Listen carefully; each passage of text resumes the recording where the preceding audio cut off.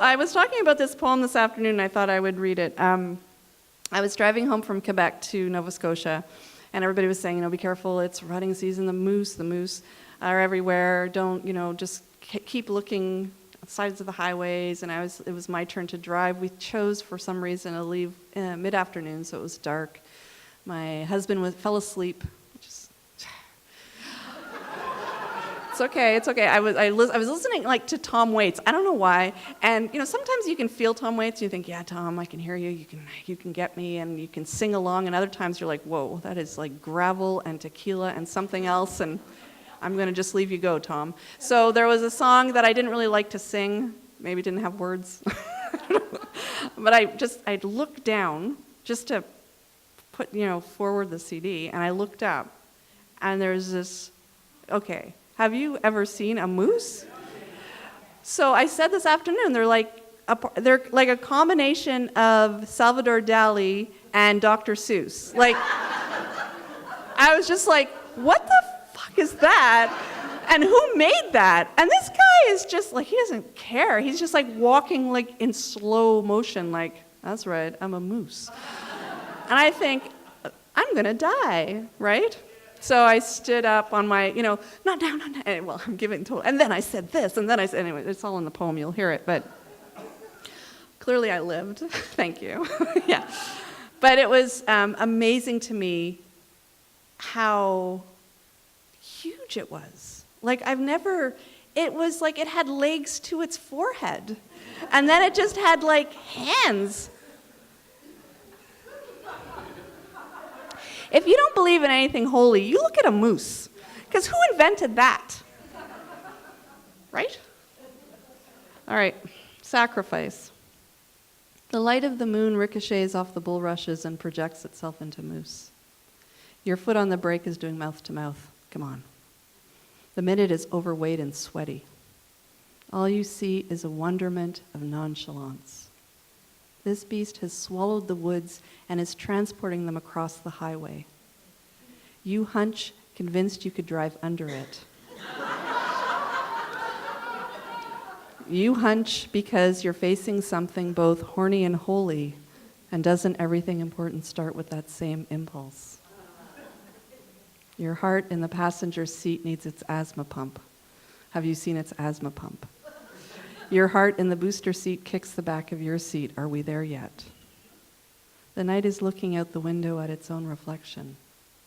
You call out to your angels. You pray for giant cartoon hands to pull this moment from its bones. This is how you were raised. Desperate. You are not in good shape, and now you are skidding. Up close, the moose is an elegance of scraggle, and you succumb. To die with this new idea of beauty. The car is a curtsy before everything wild on a trespassive highway. And you are the chosen apology. Your hands loosen. When you look back up to it, it's no longer there. And days later, was it ever? All right. Now we're going to Ocean, a totally different feel, a really whacked out book. I started writing it, I was in Banff. I went to someone's house for Thanksgiving. She gave me lots of glasses of wine. And then said, do you need a cab back to the art center? And I said, no, I should be good. And she said, are you sure? It's only 5 minutes, you should be fine. I'm like, I'll be fine. And I just started walking. I was walking. And then the next thing you know, I got to the sign that said, thank you for visiting Banff National Park. And all of a sudden I felt like poet on a Triscuit, and there's there's cougars out here. Whoa, I'm a vegetarian, but they'd eat me anyway. It's horrible. And I could feel all the animals and, that anxiety we talked about. Flared. Anyway, I finally got back to the center at I don't know, I want to say 3, 4, maybe even later. I got there, right? I got there. I asked, I got to the edge and found a motel. I'm looking for the Banff Center. He's like, what? Anyway, I got there and I was laid on the ground, oh my God, kiss the carpet. I didn't, because that would be really gross at the Banff Center, but I was really glad to be there. And I went to sleep, And I had a dream that this woman was singing in an old theater, all wooden, and she had bare feet. And I was kind of the only person in the audience, and I wasn't really paying attention. And she kind of stamped her feet, and she said, "Listen to me." And she started to sing, and I realized she was the ocean, and she had something to say to me. And I got up and I started writing. And I just wrote this book. And it took, I don't want to say it took courage, because I always have my son in my head who always puts me in my place. He goes, "Courage, you're writing poems." It's like, you're right, it's not.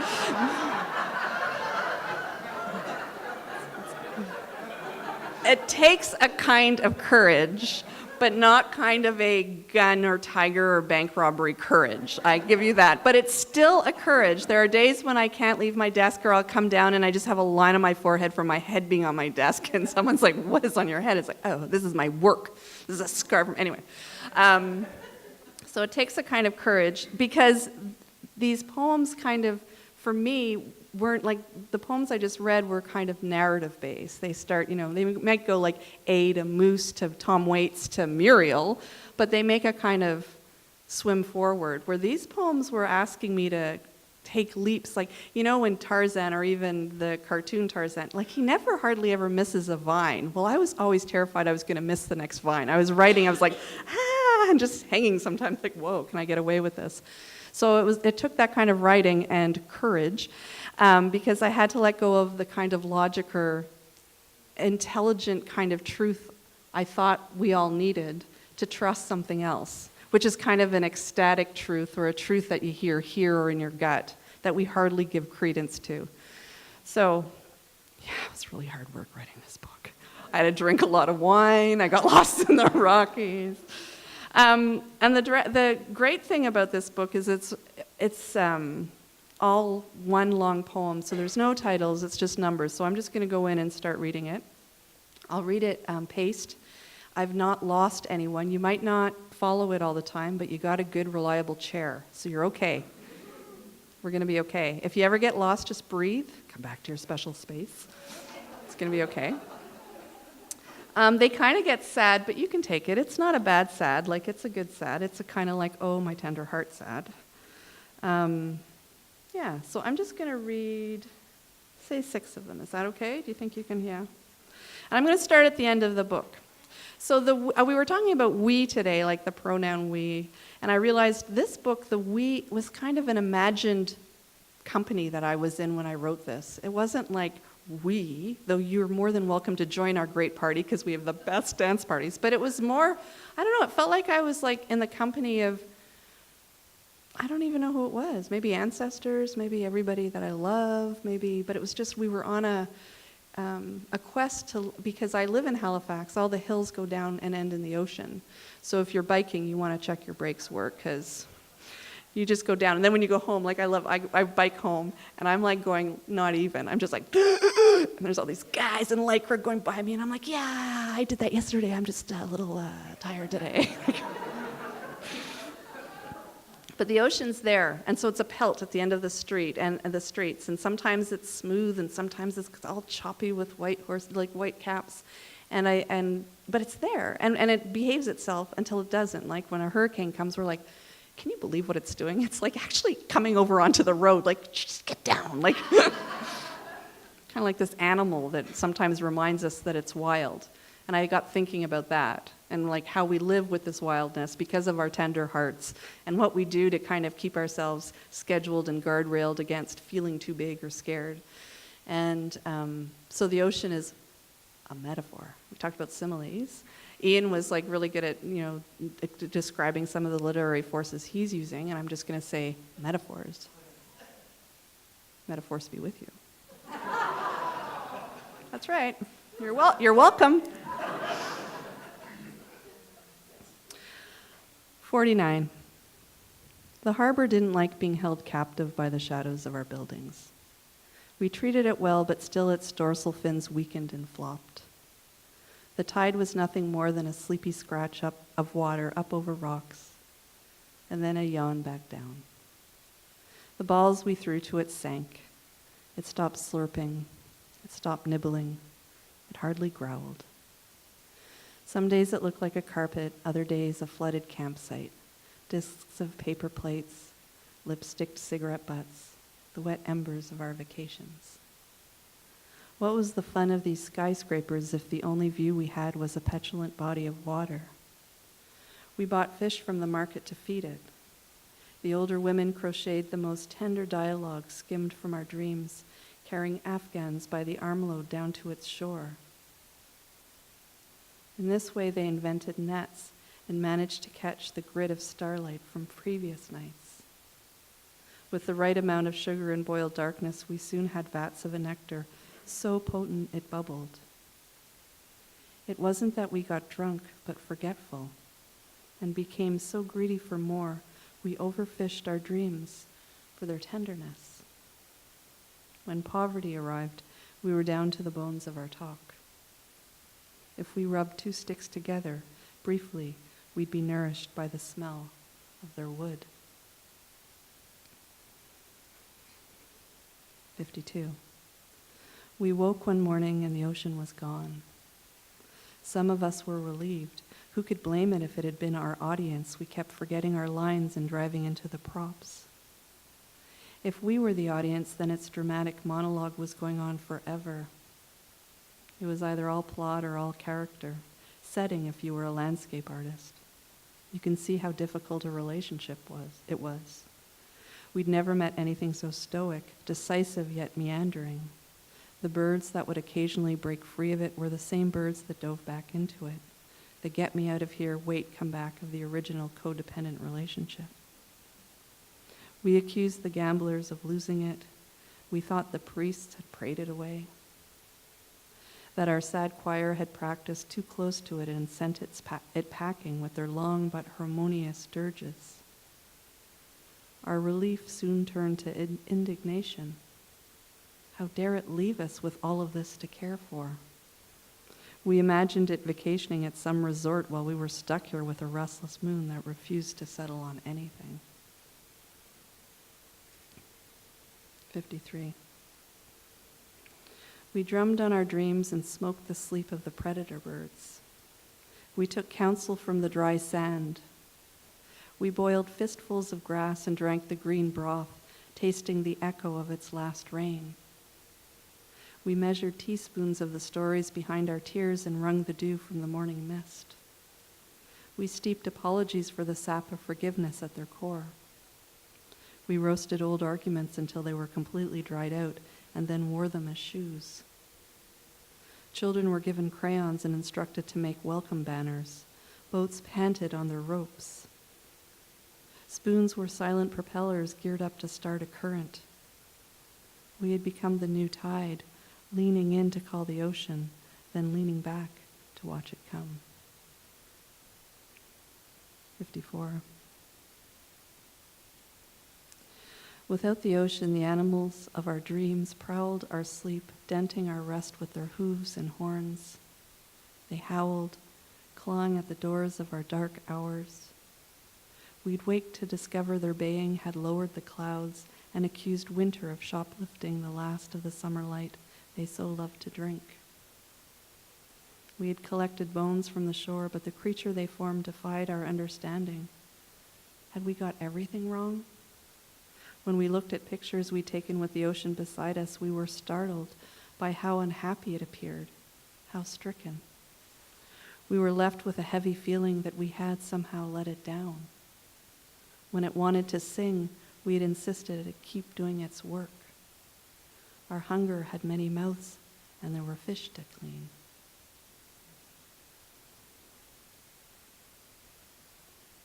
"55.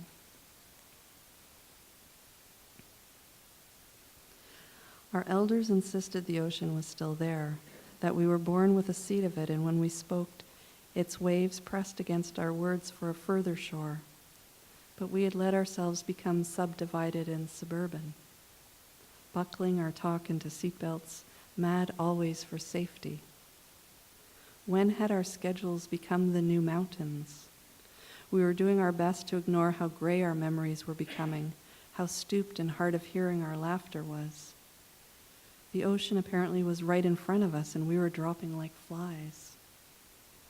We bought the dried flower tops of our politicians' explanations.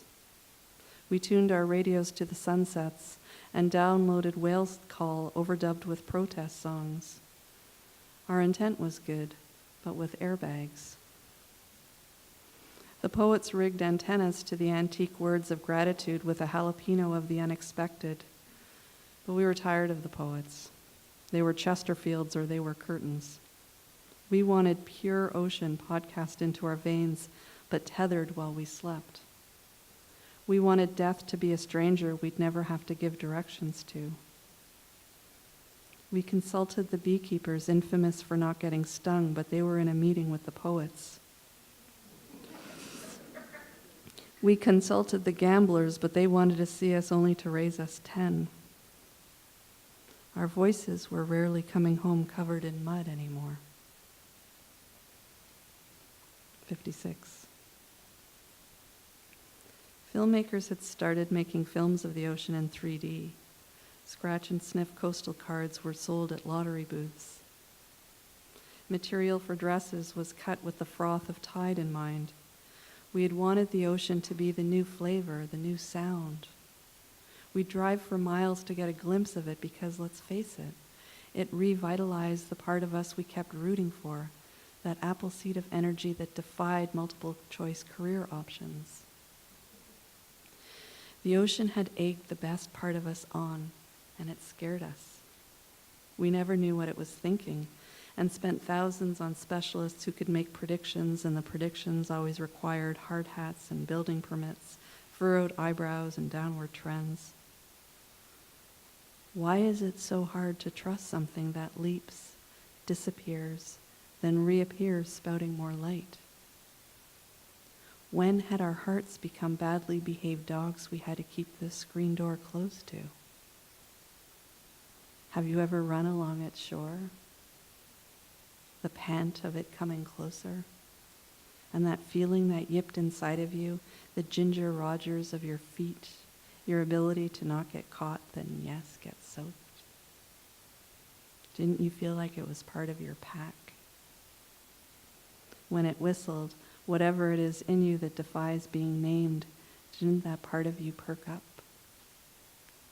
And didn't you let it tousle you to the ground, let it clean between your ears before it left you? Wasn't that all right, that it left you? That we all will? Thank you.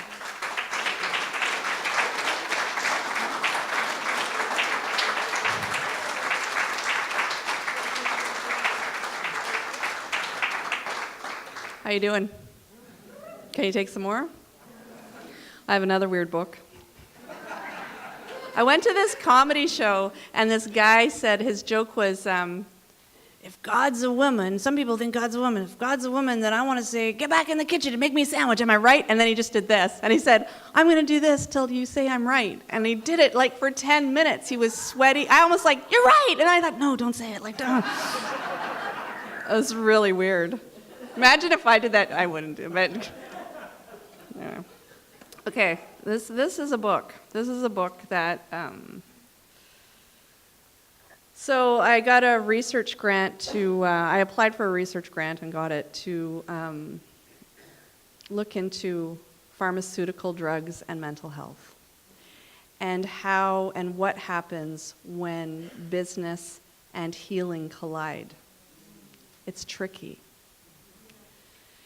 And it was like one of those things I started, the more I read, the more I heard. Ideas had this great story about antidepressants and how the first side effect of antidepressants is suicidal thoughts. We have never seen the bottom of the ocean, and we don't really get the human brain. We live with miracle and mystery, and we create systems, to try to navigate those miracles and mysteries. And so when I first wrote this book, and I'm going to tell you just a little bit about it, but when I first started thinking about this, I was like, no medication. And then, ironically and not, tragically, and I became humbled and very grateful for medication. Medication really gives you and buys you the time to get your person back on their feet. But it doesn't end there. there are other things that work. We know that exercise releases endorphins in the brain. We know that talk therapy and cognitive behavior therapy introduces action when people feel stuck. We know that body work, that we have been living at a time that's been corporate and, no offense, patriarchal. And so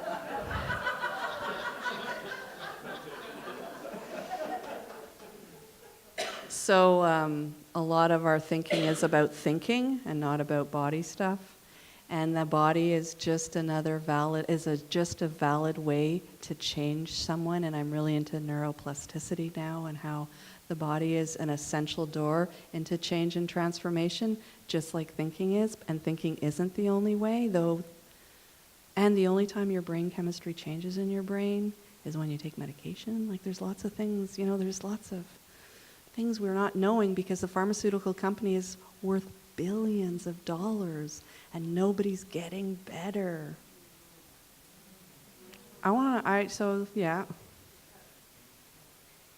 Yeah, we could take antidepressants, or we can breathe 3 times, because that changes the neuron chemistry in your head.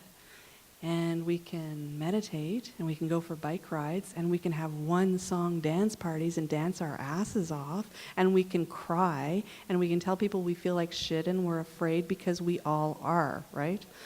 So I'm here, and I'm saying, if you need to take medication, take medication. You save yourself.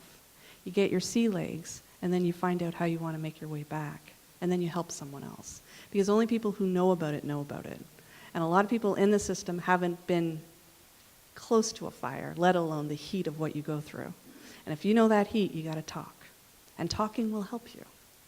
And talking will help everyone you talk to. So I'm not going to go for it, it's still really a big thing for me. But I heard this story, I read about this story. This young girl, when she was 19 months old, was brought to a psychiatrist because she wasn't pronouncing her words correctly.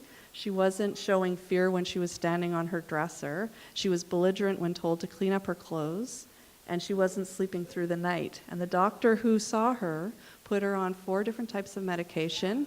And in the first year, raised those doses 13 times. Yeah. This is a scary thing, and it's huge in the States. Canada has a pretty good Medicare system, and we're lucky. In the States, this is why it's happening. And this is... there are pockets in inner city social economics communities where if your kid is on a psychoactive drug, you get $30,000 a year in allowance. It sucks to be poor. It sucks to be poor. It sucks to have hungry kids, right? It also sucks when you're poor and you're tired and you're doing your best and your kids are acting out and you don't have the skills or means to deal with it. I don't blame anybody in this story except the doctor. And even then, I think the doctor's part of a bigger problem. Really. We're all human and we're all trying our best, and that's the spirit I bring to this. The girl died within 18 months. She OD'd.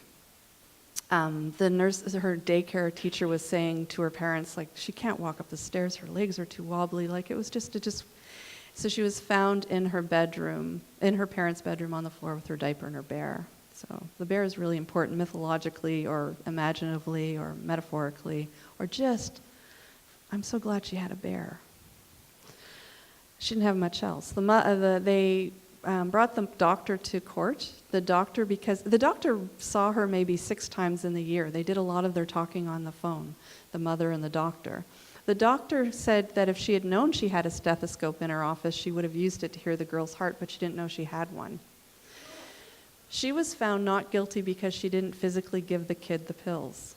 So the parents were found guilty, which is sad. So this is a sad story, and I found it, and it entered my heart like a red-tailed hawk, and it wouldn't let go. And I thought, I need to make something. This is also a teaching story because this is about real people, and I would never trespass. But I needed to bring that girl out of the story and back with her bear to safety. Because I needed to sleep at night and know that we're all wanting the same thing, which is good health and safety for everyone who needs it.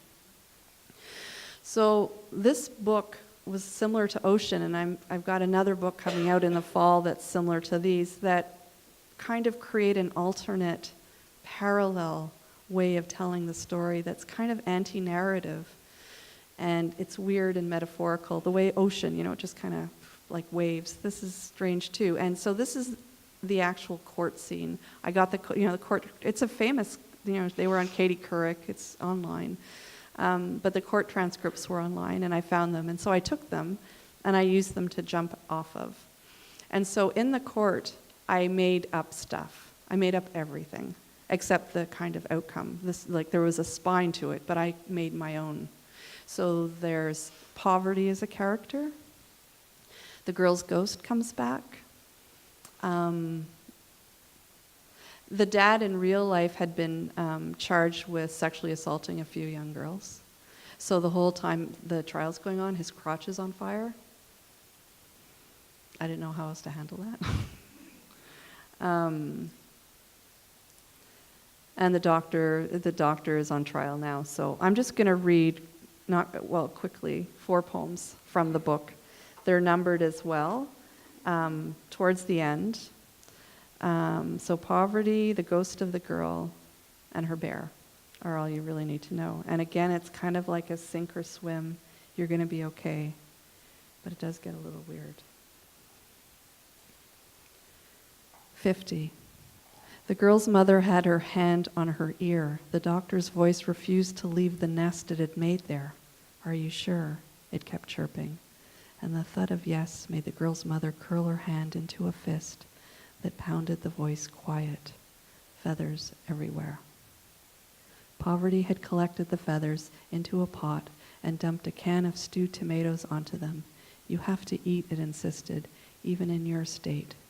And it guided a spoon to the girl's mother's mouth. Yum, it said, and the girl's mother swallowed the doctor's, are you sure, until it settled in her stomach like a baked potato or a rock, or until she was sure. Did she need anything, the doctor had asked, and without waiting for a reply, prescribed her salt for her driveway and a tea cozy for her heart. She instructed the girl's mother to tie herself to her version of events with a nylon rope and to knot it twice. Do not increase the dosage of the rope, the doctor warned. She told the mother not to talk to reporters, even if they deep-fried their microphones or promised her a cruise. A cruise, the mother had said weakly. It won't be a real cruise, the doctor had whispered. Just a picture of a cruise ship from one of those travel magazines that are free in the mall. Oh, the girl's mother said, not able to understand anything after she said she was sure. 51. How many unicorns were found in the girl's bloodstream, the lawyer asked. The doctor checked her cell phone before replying that there had been 3 times the maximum dosage of fairy tales where unicorns were usually cited. Can you give that to the court in layman's terms, the lawyer requested. Yes, the doctor replied. There were enough unicorns in the girl's bloodstream to fill a football field with the kind of hope that would reverse climate change. Whoa, the lawyer said. Indeed, the doctor agreed. And did you prescribe all of those unicorns, the lawyer asked. I absolutely did not, the doctor emphasized. Okay, the lawyer said. Where did all the unicorns come from? The doctor shrugged. This is often the nature of unicorns. No one is sure where they are and how to capture them. They are a rare drug, and she only prescribed it when she absolutely needed to because of the difficulty of dispensing them. How often would you say you prescribed unicorns in your practice? The lawyer pressured. The doctor nodded, understanding the direction he was taking. About 99% of the time, she said, given how frequently she was seeing children exhibit bipolar symptoms. So, the lawyer concluded, given how many children are diagnosed bipolar, a rare and mystical drug was now being used in a more widespread common manner. Exactly, the doctor confirmed. Objection, a lawyer was about to yell. But Poverty stole the word from his mouth and steamed it with some paper before icing the goo of it onto the walls. You okay? 57. The lawyer consulted his notes and counted a circus of drugs prescribed by his client. He rounded it down to a sideshow and increased the height of the tent by a few feet to make it feel like there was more room for a positive outcome.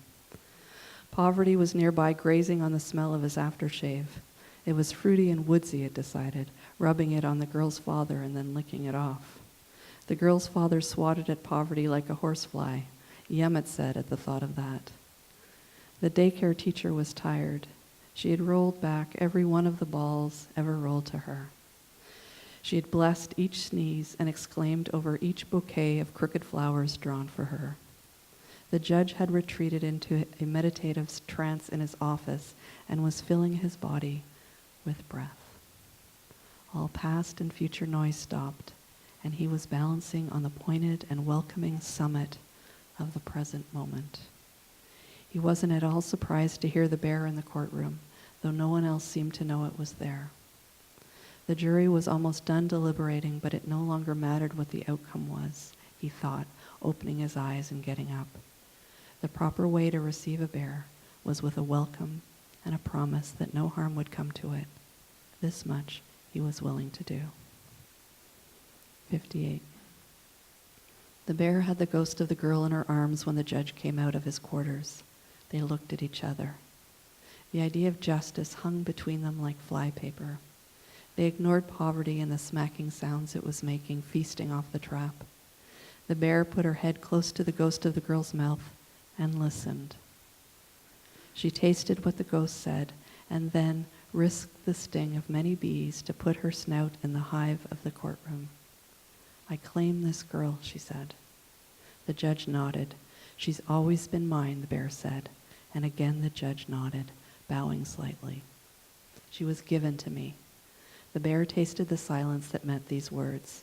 Its broth was clear, but without the fortitude of meat. Poverty snuck up behind the bear and tried raking her shadow with its fork. Without exertion, the bear made a ribbon of its pelt, tossing it to the father, who laughed. Again. This laugh was a kissing cousin to the laugh of the morning the girl had been found. It was as inappropriate as a party hat. The bear pulled her lips back and showed her teeth. Her growl was as low and effective as forced air heating. The judge used paperwork to deal with the drafts. Thank you for listening.